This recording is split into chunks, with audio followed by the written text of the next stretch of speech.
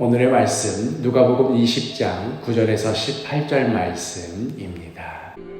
그가 또 이 비유로 백성에게 말씀하시기 시작하시니라. 한 사람이 포도원을 만들어 농부들에게 새로 주고 타국에 가서 오래 있다가 때가 이르매 포도원 소출 얼마를 바치게 하려고 한 종을 농부들에게 보내니 농부들이 종을 몹시 때리고 거저 보내었거늘 다시 다른 종을 보내니 그도 몹시 때리고 능욕하고 거저 보내었거늘 다시 세 번째 종을 보내니 이 종도 상하게 하고 내쫓은지라. 포도원 주인이 이르되 어찌할까? 내 사랑하는 아들을 보내리니 그들이 혹 그는 존대하리라 하였더니 농부들이 그를 보고 서로 의논하여 이르되 이는 상속자니 죽이고 그 유산을 우리의 것으로 만들자 하고 포도원 밖에 내쫓아 죽였느니라. 그런즉 포도원 주인이 이 사람들을 어떻게 하겠느냐? 와서 그 농부들을 진멸하고 포도원을 다른 사람들에게 주리라.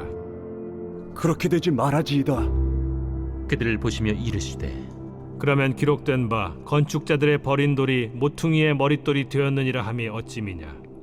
무릇 이 돌 위에 떨어지는 자는 깨어지겠고 이 돌이 사람 위에 떨어지면 그를 가루로 만들어 흩으리라.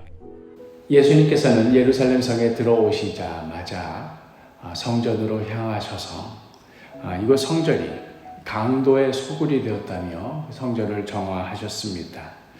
할 수만 있다면 당장이라도 이러한 예수님을 죽이고 싶었지만 백성이 두려워서 어찌하지 못하는 대제사장들과 서기관들이 다가와 따져 물었습니다. 당신이 무슨 권위로 이런 일을 하는지, 이 권위를 준 이가 누구인지 우리에게 말하라.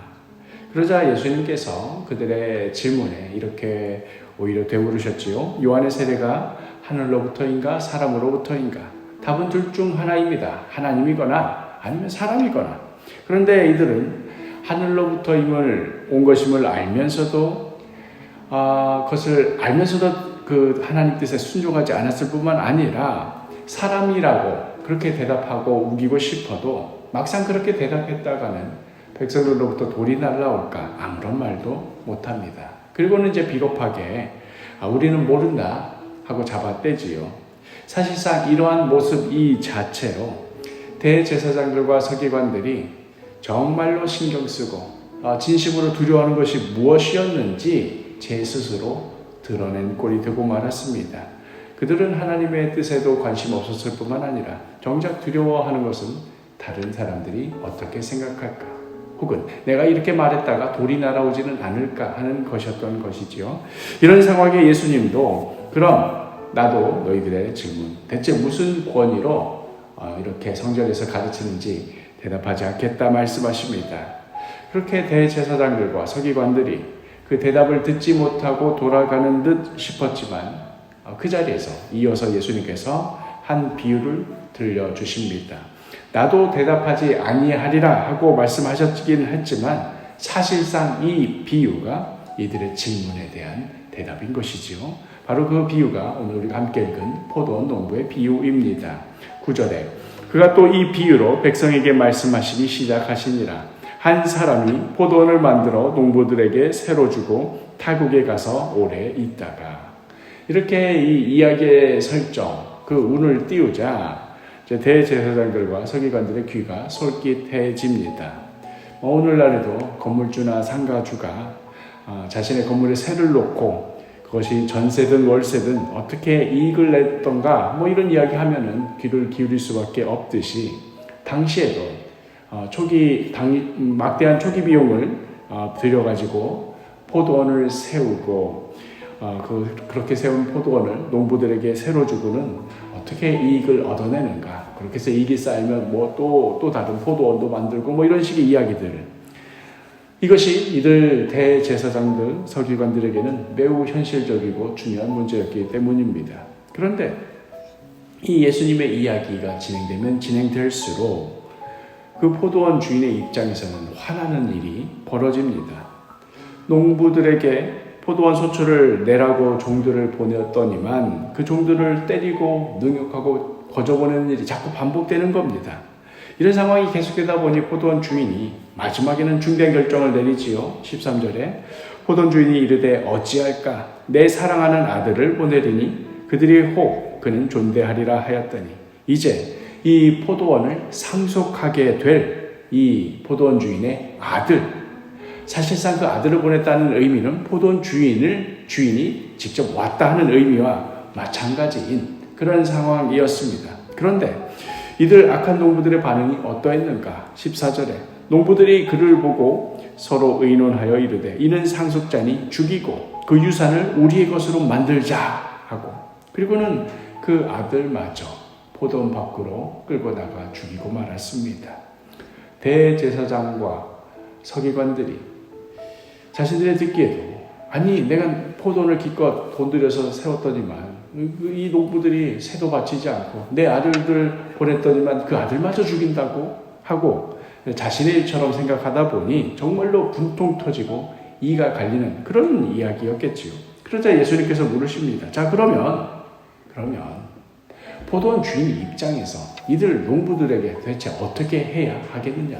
아무리 종을 보내도 심지어 아들을 보내도 이런 일이 벌어지는데 그럼 이제 어떻게 해야겠느냐. 방법이 뭐겠느냐 하고 묻자 정말 진심으로 분노하면서 이렇게 대답하겠지요. 16절에 와서 그 농부들을 진멸하고 포도원을 다른 사람에게 주리라 하시니 사람들이 듣고 이르되 그렇게 되지 말아지어다 하거늘. 이런 악한 농부와 같은 놈들은 진멸해 버려야 마땅하고 이런 놈들에게 포도원을 계속 맡기느니 다른 자에게 맡겨야겠다고 100번이라도 그렇게 해야겠다고 그래도 물이 좀 안 풀릴 것 같다고 그렇게 대답한 것 아니겠습니까? 그런데 이 대답이 의미하는 바가 무엇입니까? 하나님 아버지께서 대제사장들에게 서기관들에게 하나님의 뜻을 잘 전하고 가르치고 그 뜻에 순종하며 살아라 하고 맡겨 놓았더니 되려 하나님의 이름으로 자신들의 영광을 취하고 이익을 취하면서 성전을 강도의 소굴로 만들어 놓았습니다. 여러 선지자들을 보내서 그러면 안 된다. 회개하라. 그렇게 보냈더니 그 선지자들을 때리고 핍박하였습니다. 그리고 나서 이제 하나님의 아들이신 예수님을 보냈더니 한다는 말이 무엇이었습니까? 바로 전에 있었던 일, 도대체 무슨 권위로 이런 일을 하느냐. 마치 악한 농부가 포도원 그 주인의 아들이 찾아와서 새를 내야 되지 않겠느냐고 말할 때 그 아들에 대한 예의를 보이기는커녕 무슨 권위로 지금 우리 포도원에 와서 감나라 배나라 하느냐 하고 따져묻고 린치를 가하고 끝내는 포도원 밖으로 끌고 가서는 죽여버리고만 그 상황. 지금의 대제사장들과 서기관들이 보여주고 있는 모습 정확히 그대로입니다. 그리고 그에 대한 판단을 이들 스스로가 정확히 내렸습니다. 그 농부들을 멸하고 포도원을 다른 이들에게 주어야 한다. 이 답이 바로 무슨 권위로 이런 일을 행하느냐 하는 그 질문에 대한 예수님의 대답이요 또한 자기들 입으로 스스로 답한 대답이었습니다. 어제 우리가 함께 말씀 나눴던 것처럼 주님이 우리의 왕이 되시는 것이 아니라 제 스스로가 나 자신의 주인이 되고 왕이 되는 자들, 그러한 자들에 대한 예수님의 대답인 것이지요. 그러니 오늘 하루도 과연 누가 왕인가? 나는 지금 제 스스로 왕이 되거나 포도원 주인이 된 것처럼 그렇게 살아가고 있는 것은 아닌가?